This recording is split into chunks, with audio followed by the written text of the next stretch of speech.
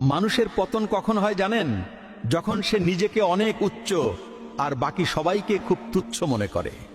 কারণ যোগ্যতার চেয়ে বেশি কিছু পেয়ে গেলে মানুষ অহংকারী হয়ে যায়, কি করবে বুঝতে পারে না। মনে রাখবেন, প্রদীপ যেমন নিভে যাওয়ার আগে উজ্জ্বল হয়ে জ্বলে ওঠে, ঠিক তেমনি মানুষও চরম পতনের আগে খুব অহংকারী হয়ে পড়ে।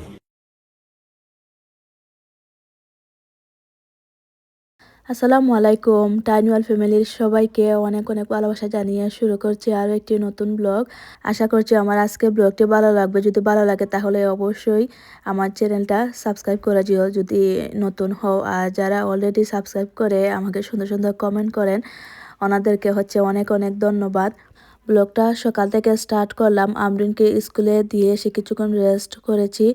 এখন উঠে সংসারের সমস্ত কাজকর্ম করছি। আজ শবে বরাতের দিন। রাত তো প্রথমে আসে। কাল রাতে অনেক দোয়া দুরুদ করলাম, নামাজ পড়লাম। তারপরে আমি আজ রোজাও রেখেছি। আমি সব সময় শবে বরাতের কম হলেও একটা রোজা রাখি, এটা বিয়ের আগ থেকেই। কাল ইবাদত নিয়ে একটু ব্যস্ত ছিলাম, আল্লাহকে একটু সময় দিলাম। সংসার কাজ কর্ম দুনিয়ার ঝামেলা তো আর থাকবেই। তো একটা দিন ভাবলাম যে আল্লাহকে একটু সময় দেই। তো কাল রাতে অনেক ইবাদত করেছি। মনে যত কষ্ট আছে আল্লাহর কাছে শেয়ার করলাম, করে আমার ভিতরটা এত হালকা হয়েছে। আসলে মানুষের কাছে বললে দেখা যায় যে কিছু সময় বা কিছু দিনের জন্য শান্তি পাওয়া যায়, কিন্তু পরে যখন তার সাথে আর তোমার সম্পর্ক থাকবে না, তখন দেখা যাবে যে এটা ফাঁস হয়ে যাবে, তখন আরও নতুন টেনশন। কিন্তু একমাত্র আল্লাহর কাছে বললে আল্লাহ এটা বিচারও করেন, মনের মধ্যে শান্তিও দেন। তো সেই কারণে সংসারের কাজকর্ম বা এই কিচেন টিচেন এগুলা তেমন একটা পরিষ্কার করতে পারিনি। যেরকম ছিল এলোমেলো সেই রকমই আমি খেয়ে ঘুমিয়ে পড়েছিলাম। আর এখন সকাল থেকে সব কাজকর্ম স্টার্ট করলাম। রান্না বান্না করব, কিছু রান্না করা নেই, তরকারি রান্না করব। তো আজ একটু আনকমন সব কিছু রান্না করছি। আর এটা শীতল শুটকি ভর্তা। আমি কয়েকদিন আগে বেশি করে করেছিলাম, তো অর্ধেক ডিপ ফ্রিজে রেখে দিয়েছি। আজ খুব ইচ্ছা হচ্ছিল খাওয়ার, বের করলাম। পেঁয়াজ দিয়ে একটু ফ্রাই করে নেব, তারপরে শাক টাক এগুলা রান্না করব। আর এগুলা দিয়েই ইফতার করব, আর সঙ্গে বুনা খিচুড়ি বানাবো। আর যদি সময় পাই তাহলে পাকুড়া বানাবো।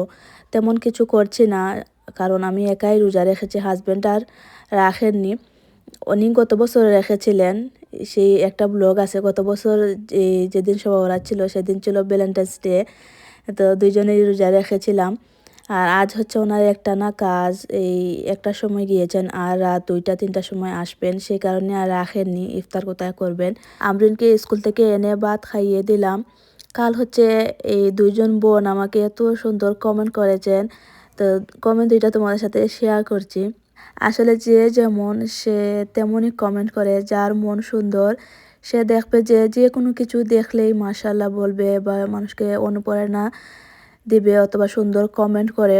সেটা ব্লগে হোক বা এই রিয়েল লাইফেই হোক, দেখবে সুন্দর সুন্দর কথা বলে মানুষকে আরও অনুপ্রাণিত করেন। আর যার মন নোংরা সে দেখবে যে তোমার সামনেও তোমাকে খোঁচা দিয়ে কথা বলবে, নেগেটিভ এই কমেন্ট করবে, তারপরে তোমার পিছনেও বদনাম করবে। আসলে সব পারিবারিক শিক্ষা। যে যেমন শিক্ষা পেয়ে বড় হয়েছে সে দেখবে যে বড় হয়ে সেভাবেই মানুষের সাথে আচরণ করে। আর ছোট লোক মানুষ তো সব সময়ই অন্যকে ছোট করে কথা বলে, কারণ তাদের নিজের কোনো সম্মান নাই, অন্যকে কি সম্মান দিয়ে কথা বলবে। তবে এই লোকগুলা জানে না উপরে তো একজন আছেন। তুমি আজ যার মনে কষ্ট দিয়ে খোঁচা দিয়ে কথা বলবে, কোনো না কোনো সময় সেই খোঁচা মারা কথা, সেই সব কিছুই আল্লাহ অন্যকে দিয়ে বা যাকে বলেছে তাকে দিয়েই এগুলা শোধ নেন। কারণ দুনিয়াটা তো গোল, ঘুরে ফিরে দেখা যায় যে তুমি যেটা করবে সেটাই তোমার উপরেই এসে পড়ে। আর একটা সরল সোজা মানুষ যদি দেখো যে হঠাৎ করে সে প্রতিবাদী হয়ে গেছে, তাহলে মনে করো যে এই মানুষটার পিঠ দেয়ালে গিয়ে আটকে গেছে। না পারতে সে নিজেকে রক্ষা করার জন্য, নিজের আত্মাটাকে বাঁচানোর জন্য সে এখন মুখ খুলতে বাধ্য হয়েছে। খুব ইচ্ছা করছে কাল রাতে আল্লাহকে যেভাবে মনের সব কথা শেয়ার করেছে, এভাবে যদি আমার সব মায়ার বোনদের সাথে শেয়ার করতে পারতাম, তাহলে আমার ভিতরে যে কষ্ট, যে জমে থাকা অভিমান বা যে ক্ষত হয়েছে মানুষের খোঁচা মারা কথার কারণে সেগুলা হয়তো দূর হয়ে আমি শান্তি মতো একটা ঘুম দিতে পারতাম, কিন্তু সেটা তো আর সম্ভব না। কাল রাতে আমি এত কান্না করেছি, আমার মনে হয় না আমার আম্মা মরার সময় আমি এত কান্না করিনি। আমার মনে হচ্ছিল যেন মানে দুনিয়ার সব কষ্ট কাল রাতে আমার মনের মধ্যে চলে আসছে। আমি ভালো হয়েছে একমতো আমি আল্লাহকে বলতে পেরেছি সব কিছুর বিচার আল্লাহ করবেন। কষ্ট লাগে তখনই, আমি একটু ভালোবাসার পাগল।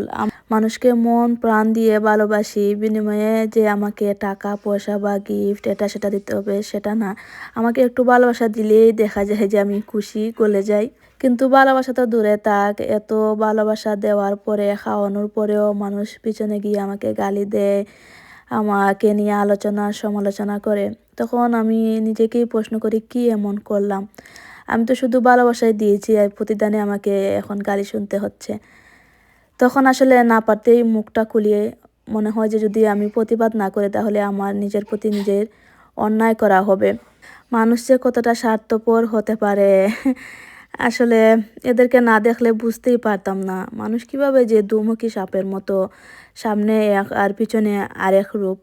আমি ভাই এরকম না, আমি যা বলার তোমাদের কিছু বলার থাকলে আমি তোমার সামনেই বলে দেব, সেটা হোক বা যে কোনো কিছুই।